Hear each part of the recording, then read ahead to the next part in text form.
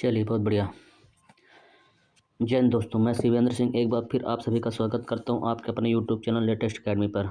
मित्रों, आप लोग कैसे हैं? उम्मीद करता हूं अच्छे होंगे, मस्त होंगे और ज़बरदस्त होंगे। ज़बरदस्त तरीके से अपनी पढ़ाई लिखाई कर रहे होंगे। मित्रों, हम आप लोग के लिए एक बहुत बड़ी खुशखबरी लेकर आए हैं। बस आप लोग को हमारे साथ जुड़े रहना है। मित्रों, आप लोगों के लिए मैं UP TET, C TET, S TET, TRE 4.0, TRE 5.0, MP TET और रेट के लिए और ऐसे ही तमाम राज्य के, चाहे टेट हो चाहे एस टेट हो, शिक्षक भर्ती हो के लिए हम आपके लिए जो है शिक्षक बैच लेकर आए हैं। तो हमारे शिक्षक बैच का ये आज पहली क्लास है। और आप लोग एक बात जान लीजिए कि जो हम ये शिक्षक बैच लॉन्च किए हैं ये निःशुल्क है, यानी कि कॉस्ट ऑफ फ्री है। आप लोग को एक भी रुपये नहीं देना है। बस आप लोग को एक ही चीज़ करना है कि आपको हमारे साथ लास्ट तक जुड़े रहना है और बाकी आगे मैं देख लूँगा। ठीक है, देख लूँगा मतलब ये है कि मैं आप लोगों को टेंशन लेने की ज़रूरत नहीं है। आप लोग हमारे साथ जुड़े रहिएगा। परीक्षा पास कराने की गारंटी हमारी है। कैसे करना है, कैसे नहीं करना है, क्या करना है, क्या नहीं करना है, वो सब मेरे ऊपर छोड़ दीजिए। बस आप लोग क्या करना है, हमारे साथ तक लास्ट तक जुड़े रहना है। ठीक है, चलिए स्टार्ट करते हैं आज की क्लास। सबसे पहले हम स्टार्ट करेंगे मैथ में। मैथ का पहला क्लास है। और ये एक बात बता दूं, मैं आपको सिर्फ मैथ ही नहीं पढ़ाऊंगा, मैथ के साथ साथ सारे सब्जेक्ट मैं कवर कराऊंगा। आपको टेंशन लेने की कोई ज़रूरत नहीं है। ठीक है, चलिए बहुत बढ़िया। तो आज हमारी पहली क्लास है। पहली क्लास में हम संख्या पद्धति से स्टार्ट करेंगे। किससे स्टार्ट करें? संख्या पद्धति से स्टार्ट करेंगे।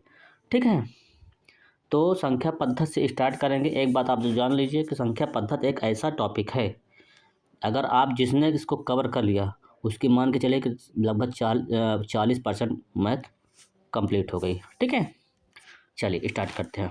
संख्या पद्धति में सबसे पहले हम संख्या की बात करें।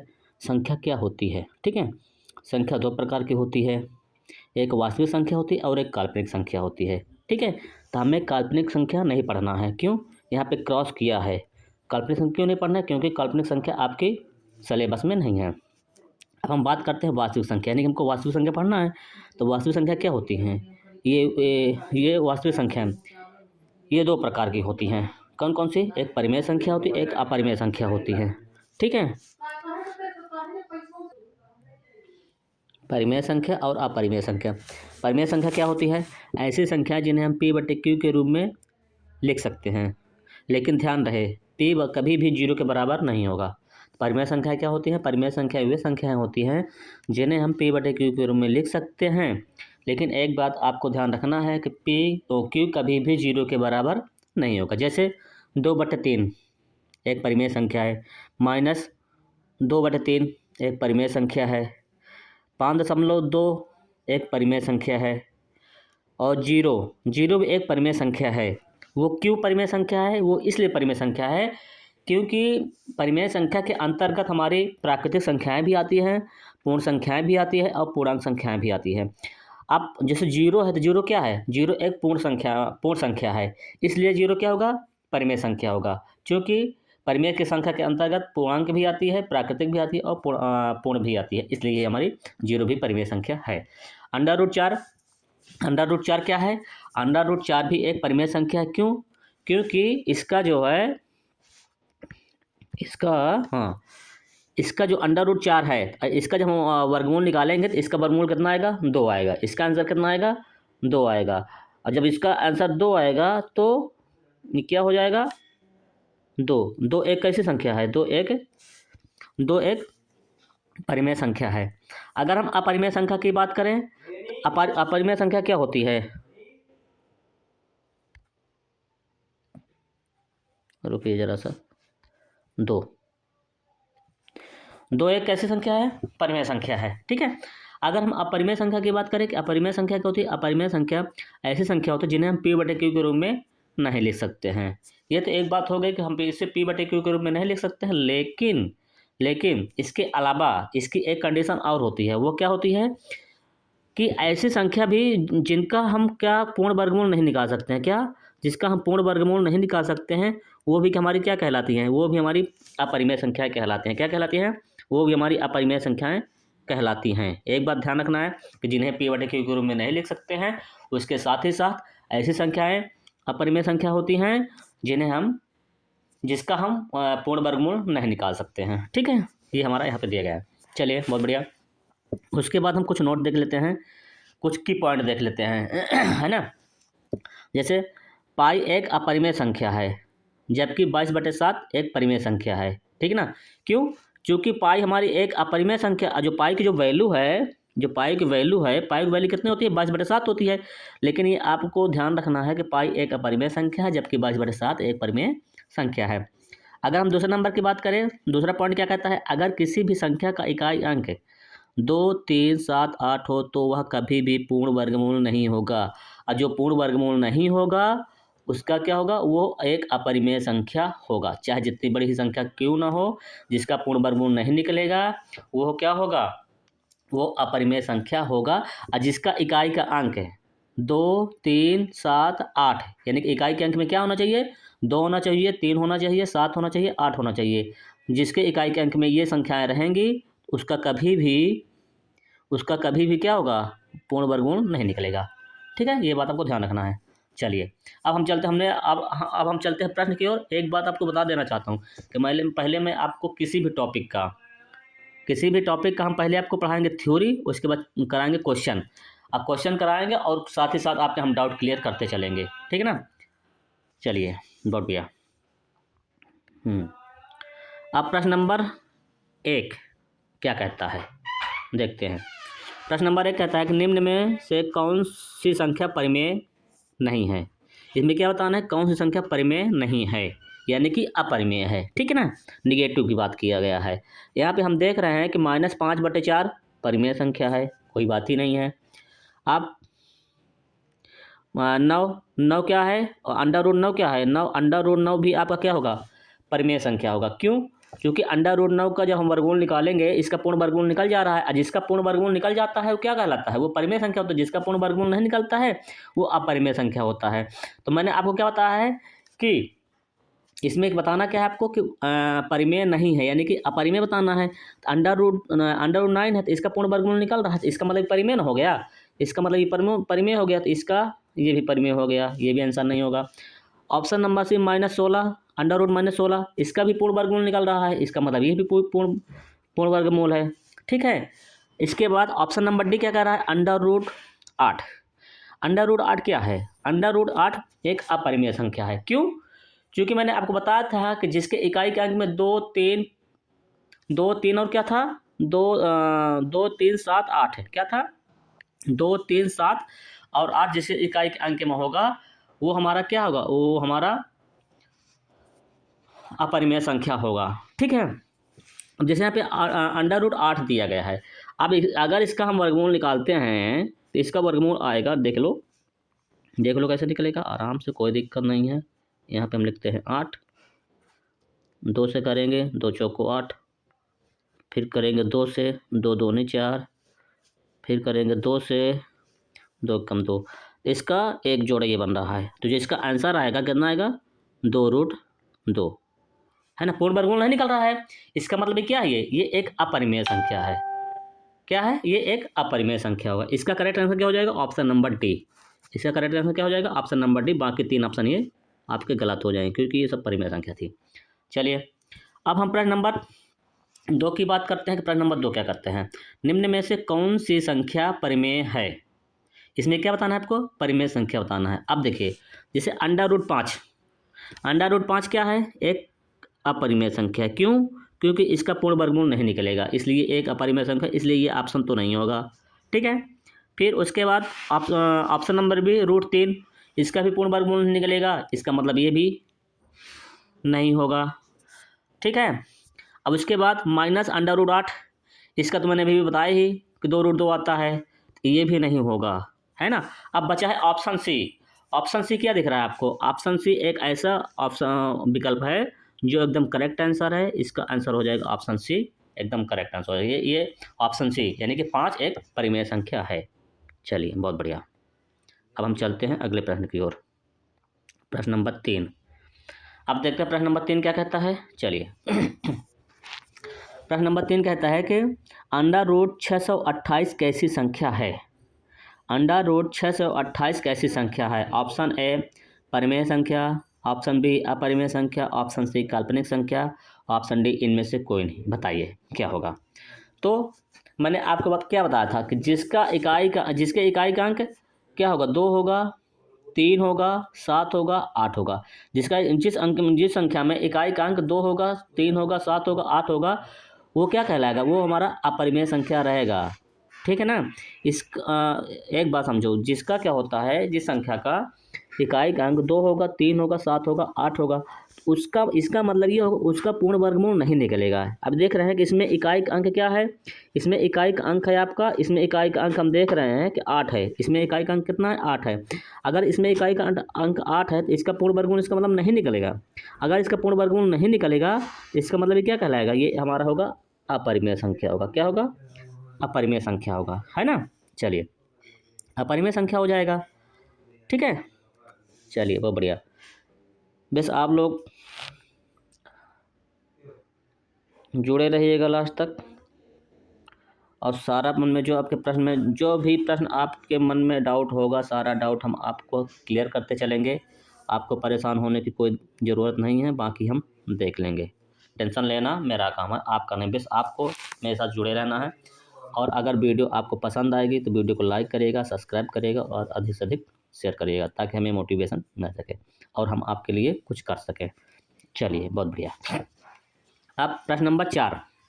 अब इसमें कह रहा है कि अंडर रूट 1223 कैसी संख्या है। इसमें क्या होगा, हमने बताया था कि जिस संख्या में इकाई के अंक क्या होगा, इकाई का अंक 3, 2, 3 और क्या 7 और 8 होगा, वो कैसी संख्या कहलाएगी, अपरिमेय संख्या कहलाएगी। कैसी संख्या कहलाएगी, अपरिमेय संख्या। अब हम इसमें देख रहे हैं कि इकाई का अंक क्या है, इसमें 3 है। अगर इकाई का अंक 3 है तो इसका मतलब इसका वर्गमूल नहीं निकलेगा, और जिस संख्या का वर्गमूल नहीं निकलेगा, पूर्ण वर्गमूल नहीं निकलेगा, वो क्या कहलाएगा, वो अपरिमेय संख्या कहलाएगा। इसलिए इसका करेक्ट आंसर हो जाएगा ऑप्शन नंबर बी। क्या हो जाएगा, ऑप्शन नंबर बी एकदम करेक्ट आंसर हो जाएगा। ठीक है, उम्मीद करता हूँ आप लोग प्रश्न चीज़ें समझ में आ रही होंगी। ठीक है, अब हम चलते हैं आगे। बहुत बढ़िया, चलिए ठीक है। अभी हमने क्या पढ़ा, परिमेय अपरिमेय पढ़ा, है ना। अब हम आपको बता दें, अभी मैंने आपको बताया, मैं आगे बताऊंगा आपको कि परिमेय संख्या के अंतर्गत क्या क्या कौन कौन सी संख्याएं आती हैं। तो परिमेय संख्याओं के अंतर्गत प्राकृतिक संख्याएं आती हैं, पूर्ण संख्याएं आती हैं, पूर्णांक संख्याएं आती हैं। अगर हम प्राकृतिक संख्या की बात करें, प्राकृतिक संख्याएं क्या होती हैं, तो 1 से प्रारंभ होने वाली सभी संख्याएं प्राकृतिक संख्याएं कहलाती हैं। 1 से प्रारंभ होने वाली, यानी कि 1 से प्रारंभ होने वाली सभी संख्याएं, 1 से प्रारंभ होने के बाद फिर मतलब इस ब्रह्मांड में जितने भी नंबर्स हैं वो सारे कहलाएंगे आपके प्राकृतिक संख्याएं कहलाएंगे। जैसे आप देख लीजिए 1, 2, 3, 4, 5, 6, डैश डैश अनंत तक। ठीक है, ध्यान रहे अगर ये 1 से प्रारंभ हो रहे तो इसका मतलब ये सबसे छोटी प्राकृतिक संख्या होगी। एक कैसी होगी, एक सबसे छोटी प्राकृतिक संख्या होगी। एक कैसी होगी, एक सबसे छोटी प्राकृतिक संख्या होगी। चलिए अगर हम पूर्ण संख्या की बात करें, पूर्ण संख्याएं क्या होती है, तो प्राकृतिक संख्याओं में अगर हम शून्य को भी शामिल कर लिया जाए तो वह संख्या क्या कहलाती हैं, पूर्ण संख्याएं कहलाती हैं। यानी अगर जैसे हमारी प्राकृतिक संख्याएं क्या होती हैं, 1, 2, 3, 4, 5, 6 डैश डैश अनंत तक होती है, तो उसके पहले अगर हम 0 को भी लगा लें तो उस श्रेणी में तो क्या कहलाती है हमारी, वो हमारी पूर्ण संख्या बन जाएंगी, है ना। अब देखिए अगर पूर्ण संख्या अगर 0 से स्टार्ट हो रहे हैं तो इसका मतलब सबसे छोटी पूर्ण संख्या क्या होगी, सबसे छोटी पूर्ण संख्या होगी हमारी क्या, 0 होगी।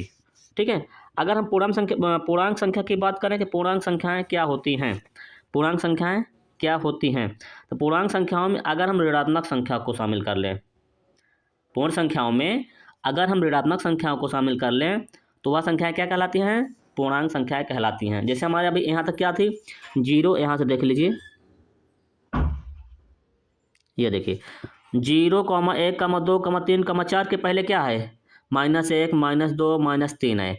तब मैंने क्या कहा था कि पूर्ण संख्याओं में अगर हम ऋणात्मक को भी शामिल कर लें तो क्या कहलाती हैं, ये हमारी पूर्ण संख्याएं बन जाती हैं। ठीक है, समझ में आ रहा होगा उम्मीद करता हूँ। चलिए कुछ हम की पॉइंट देख लेते हैं। जैसे देख लेते हैं कि सबसे छोटी पूर्णांक संख्या प्राप्त नहीं की जा सकती। ठीक है ना, सबसे छोटी पूर्णांक संख्या आप प्राप्त नहीं कर सकते, क्योंकि हम -1, -2, -3, -4 से ख़त्म ही नहीं होगी। ठीक है, दूसरा नंबर देख लेते हैं कि पूर्णांक में भिन्न व दशमलव संख्या नहीं होती है। यानी पूर्णांक में भिन्न, पूर्णांक संख्याओं के अंतर्गत भिन्न या दशमलव संख्या नहीं आती है। ये बात आप जानते रहिएगा ना, मोस्ट है आपके लिए। ये सब चीज़ें आपको आगे चल के काम देंगे। अगर ये सब बेसिक चीज़ें आपको नहीं पता रहेगा तो फिर आपको दिक्कत होने वाली है। इसीलिए मैं बोला था शुरू में ही कि भाई अगर जिसको नंबर सिस्टम आ गया, संख्या पद्धति आ गया, तो फिर उसको कोई प्रॉब्लम आगे चल के नहीं होगी। ठीक है, आपको होगा मोस्ट होगा, इसको मोस्ट बना देते हैं, मोस्ट होता है। ठीक है ना, चलिए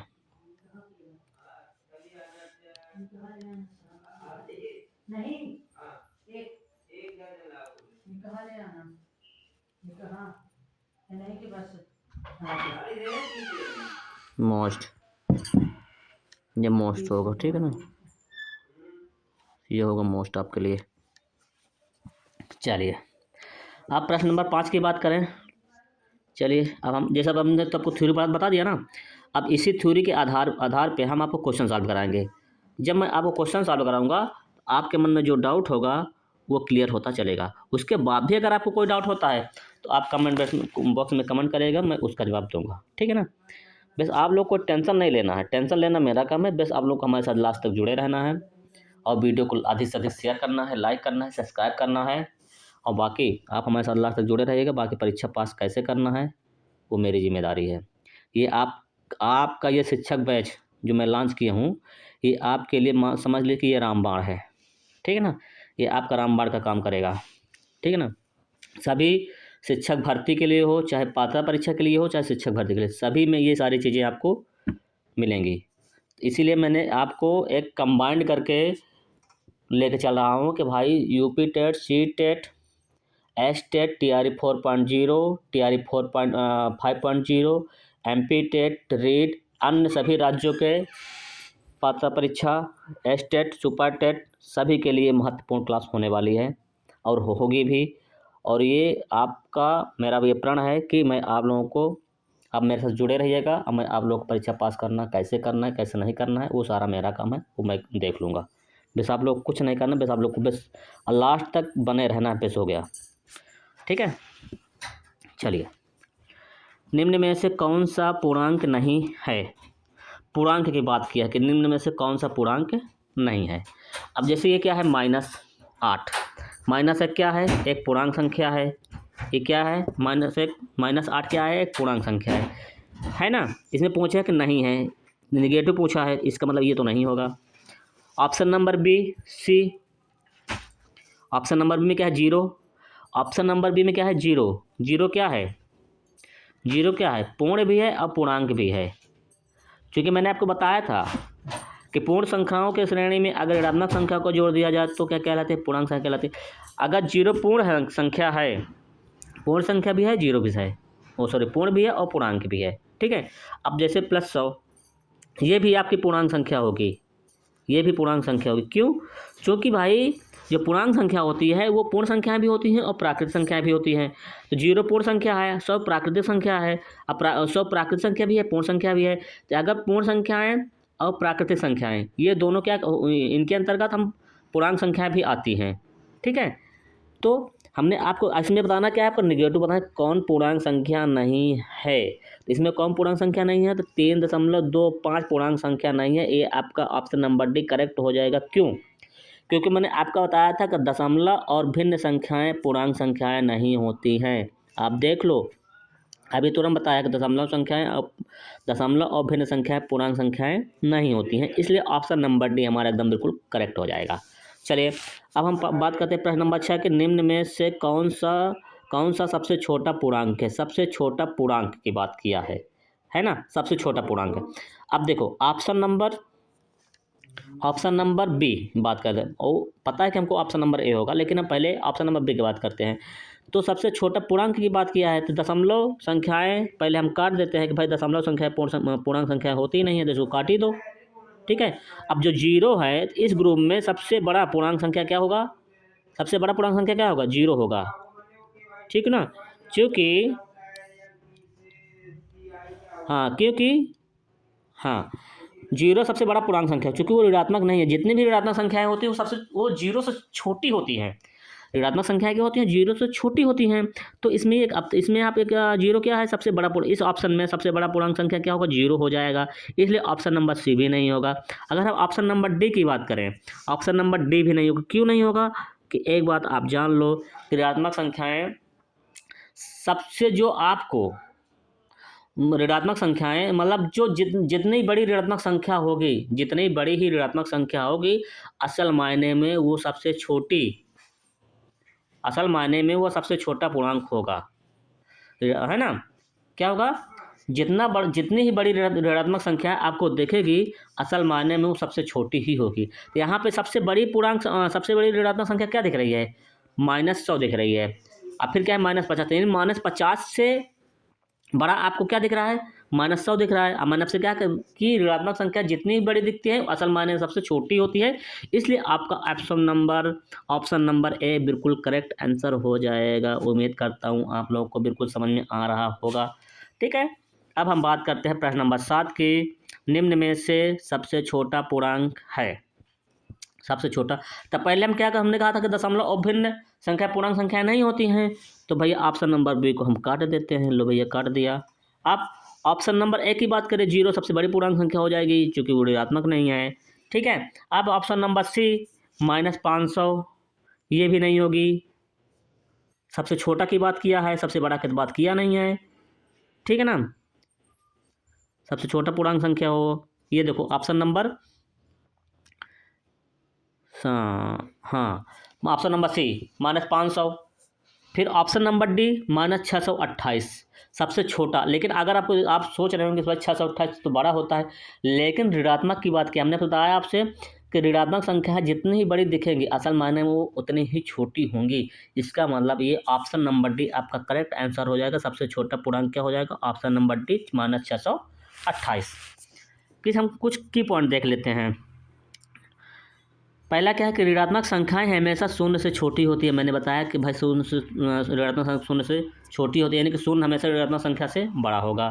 ठीक है, उसके बाद दूसरा है ऋणात्मक में जो जितना बड़ा होता है वह उतना ही छोटा होता है। ये मैंने आपको सारी चीज़ें बता चुका हूँ अभी ये मैंने आपको सारी चीज़ें बता चुका हूँ। ठीक है, चलिए अब हम बात करते हैं अभाज्य संख्या की, कि अभाज्य संख्याएँ क्या होती हैं।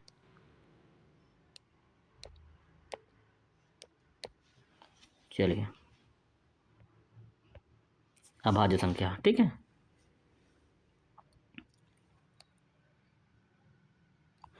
अभाज्य संख्याएं क्या होती हैं। ठीक है, बात कर लेते हैं अभाज्य संख्या की। अभाज्य संख्या यानी कि प्राइम नंबर वह संख्या जो स्वयं और एक के अलावा किसी अन्य संख्या से विभाजित ना हो, अभाज्य संख्याएं कहलाती है। क्या कहलाती हैं? वह संख्या जो स्वयं और एक के अलावा, यानी खुद के अलावा और एक के अलावा किसी से विभाजित नहीं होगी, वो क्या कहलाएंगी? वो आपकी अभाज्य संख्याएं कहलाएंगी।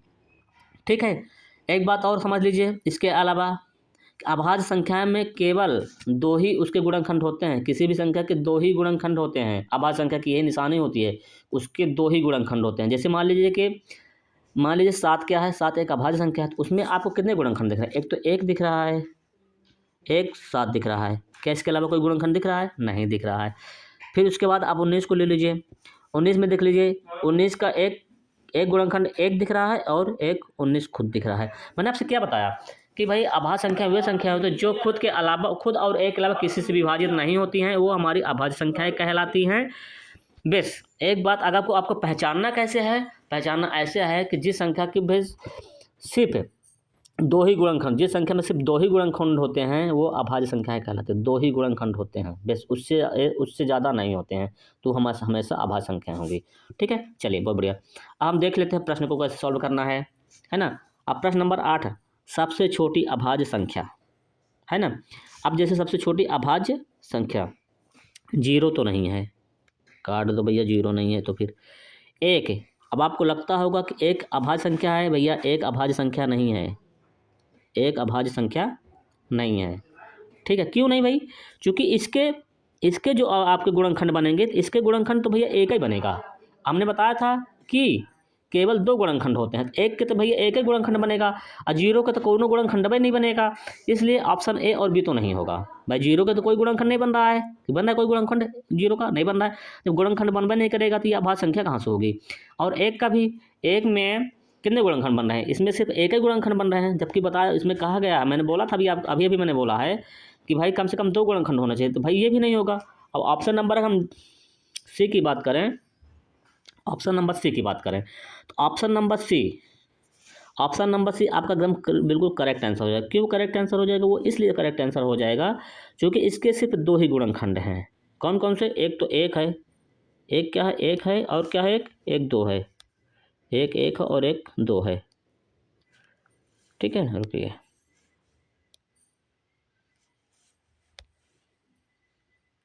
एक और 2 है, क्या है, इसके 2 गुणनखंड है। ऑप्शन नंबर सी के 2 ही गुणनखंड भाई, एक तो एक है और एक 2 है। अगर ऑप्शन नंबर हम डी की बात करें तो डी 3 क्या है, एक अभाज्य संख्या है। बात तो सही है, वह 3 एक अभाज्य संख्या है, लेकिन सबसे छोटी अभाज्य की बात किया गया है। किसकी बात किया गया है, सबसे छोटी अभाज्य की बात किया गया है। अगर सबसे छोटी अभाज्य की बात करें तो ऑप्शन नंबर सी आपका बिल्कुल करेक्ट हो जाएगा, कि ऑप्शन नंबर सी बिल्कुल आपका करेक्ट हो जाएगा कि सबसे छोटी अभाज्य संख्या कौन सी होती है, वो ऑप्शन नंबर सी बिल्कुल करेक्ट आंसर हो जाएगा। 2 कुछ की पॉइंट देख लेते हैं। एक ना तो भाज्य है और ना ही अभाज्य है, ये आप जानते रहिए भैया, एक ऐसी संख्या है ना तो भाज्य है और ना ही अभाज्य है। ठीक है, दूसरा देख लेते हैं। सबसे छोटी अभाज्य संख्या, मैंने बताया कि सबसे छोटी अभाज्य संख्या क्या होती है, अब सबसे छोटी अभाज्य संख्या 2 होती है। ठीक है, सबसे छोटी सम अभाज्य संख्या क्या होती है, सम अभाज्य की बात किया गया है, सबसे छोटी सम अभाज्य संख्या भी क्या होती है, ये भी 2 ही होती है। ठीक है, सबसे छोटी विषम अभाज्य संख्या क्या होती है, विषम, सबसे छोटी विषम अभाज्य संख्या क्या होती है, 3 होती है। ये बात आप लोग जानते रहिएगा, ये आप लोगों के लिए बहुत ही महत्वपूर्ण है। ठीक है, अब हम बात करते हैं कि प्रथम 5 अभाज्य संख्याओं का योग बताइए। ठीक है, चलिए प्रश्न की बात करते हैं। यही सारी चीज़ें मैंने थोड़ी पढ़ लिया, अब हम चलते हैं प्रश्न की ओर कि भैया प्रथम 5 अभाज्य संख्याओं का योग बताइए। ठीक है, फिर बताते हैं भैया प्रथम 5। तो पहले हमको ये पता होना चाहिए कि भैया सबसे छोटी अभाज्य संख्या क्या होती है, 2 होती है। तो भैया प्रथम तो पहले तो 2 हो गई, 1 मिनट, 2, ये हो गई 2,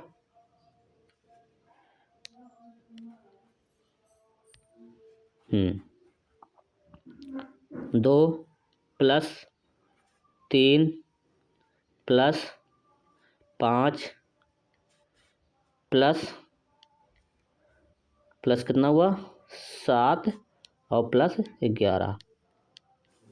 इसका आंसर कितना हो जाएगा, जोड़ोगे तो भैया जोड़ो फिर फटाफट। 3 2 5 5 10 7 17 17 27 1 28, कितना आ जाएगा, 28। क्या हो जाएगा, 28। क्या कह रहा है कि प्रथम 5 अभाज्य संख्याओं का योग बताइए। तो प्रथम 5 अभाज्य संख्याओं का योग कितना आ रहा है, 28 है। इसका मतलब ऑप्शन नंबर डी बिल्कुल करेक्ट आंसर हो जाएगा। ठीक है, चलिए बहुत बढ़िया। अब हम बात करते हैं सह अभाज्य की, यानी कि को प्राइम नंबर का, है ना। तो सह अभाज्य संख्या क्या होती है, जिनका मासा 1 होता है, जिन संख्याओं का मासा 1 होता है, यानी कि महत्तम समावर्त कितना होगा, 1 होगा, वो संख्या क्या कहलाती हैं, वह संख्याएं आपकी कहलाती हैं सह अभाज्य संख्याएं कहलाती हैं। चेक करते हैं, जैसे 15 और 19 है ना, चेक कर लेते हैं भाई। जैसे ये 15 है आपका, इनका पहले हम मासा निकाल के चेक कर लेते हैं ना, 1 आएगा कि नहीं आएगा। देखो 1 बार जाएगा भाई, ये 15 हो जाएगा, माइनस यहाँ पे कितना बचेगा, 7, 15 यहाँ आ जाएगा, 7 दूनी 14,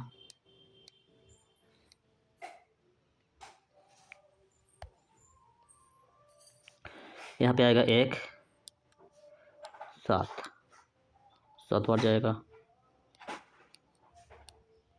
इसका एचसीएफ कितना आ रहा है, 1 आ रहा है। क्या आ रहा है, 1 आ रहा है ना। इसका मतलब ये क्या है, ये एक सह अभाज्य संख्या है। ठीक है, चलिए अब चलते हैं प्रश्न की ओर।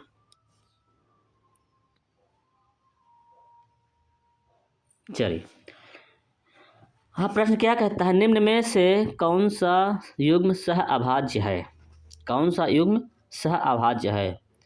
पहले हम ऑप्शन नंबर ए चेक करते हैं कि भैया कौन सा युग्म सहअभाज्य है। तो पहले ऑप्शन नंबर हम ए चेक कर लेते हैं कि भैया उस सहअभाज्य है कि नहीं है।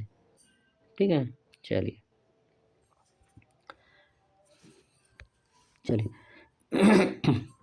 12 और 18,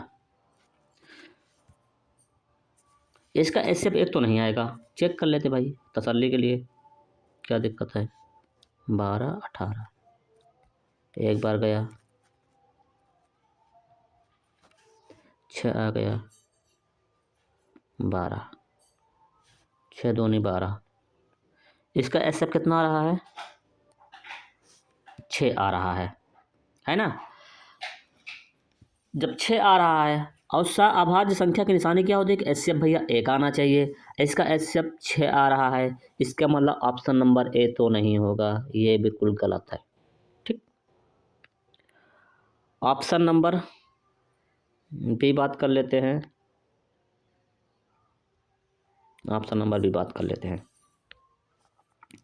5 35, इसका तो 5 आएगा, 5 7 में, चूँकि 5 से 35 विभाजित हो जा रहा है, इसका मतलब ये भी नहीं होगा भैया, क्योंकि विभाजित हो रहा है 5 से। अब ऑप्शन नंबर डी भी नहीं होगा, क्योंकि 4 से 32 विभाजित हो जा रहा है, यानी कि इसमें 5 आपका एचसीएफ आएगा, इसमें 4 एचसीएफ आएगा, उसमें 6 एचसीएफ आएगा। Option number C, option number C को चेक कर लेते भाई, क्या होगा, 8, ये आपको हो गया 21, कितनी बार जाएगा, 2 बार जाएगा, 16, यहाँ पे कितना गया, 6 नहीं 5, 5, यहाँ पे आ जाएगा 16, 15 5 3 15, 5 3 15, 5 3 15,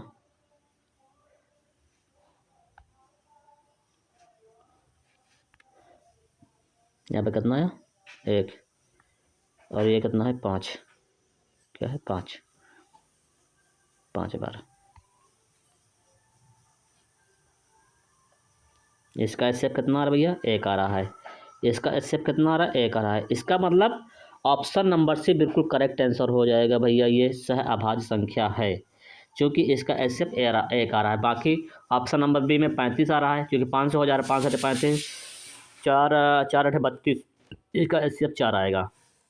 तो ऑप्शन नंबर सी आपका बिल्कुल करेक्ट आंसर हो जाएगा। चलिए अब हम बात करते हैं जुड़वा अभाज्य संख्या की, भाई कि जुड़वा अभाज्य क्या होती हैं। जुड़वा अभाज्य, ठीक है, जुड़वा अभाज्य,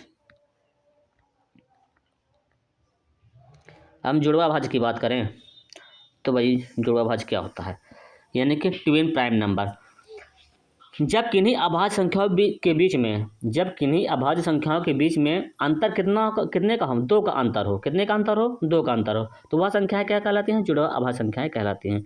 जिन संख्याओं में जिन अभाज्य संख्याओं के बीच में 2 का अंतर हो, जिन अभाज्य संख्याओं के बीच में सिर्फ 2 का अंतर हो, वो क्या कहलाती है, जुड़वा अभाज्य संख्या कहलाती है, यानी कि ट्विन प्राइम नंबर कहलाती हैं। जैसे आप देख रहे हैं कि 3 और 5 के बीच में कितने का अंतर है भैया, 2 का अंतर है, ये जुड़वा अभाज्य हो गई। 11 और 13 के बीच में कितने का अंतर है, 2 का अंतर है। 17 और 19 के बीच में कितने का अंतर है, 2 का अंतर है। कितने का अंतर है, 2 का अंतर है। चलिए 2 का अंतर है। 29 और 31 के बीच में कितने का अंतर है, 2 का अंतर है। ठीक है, अब हम प्रश्न देख लेते हैं कि निम्न में से जुड़वा अभाज्य कौन सा है। हम देख रहे हैं कि 11 और 17 के बीच में कितने का अंतर है भैया, 6 का अंतर है, ये तो नहीं है भैया, 2 का अंतर होना चाहिए। 5 और 7 के बीच में 2 का अंतर है, बिल्कुल सही है। 29 और 37 के बीच में कितने का अंतर है, 8 का अंतर है, ये भी नहीं होगा।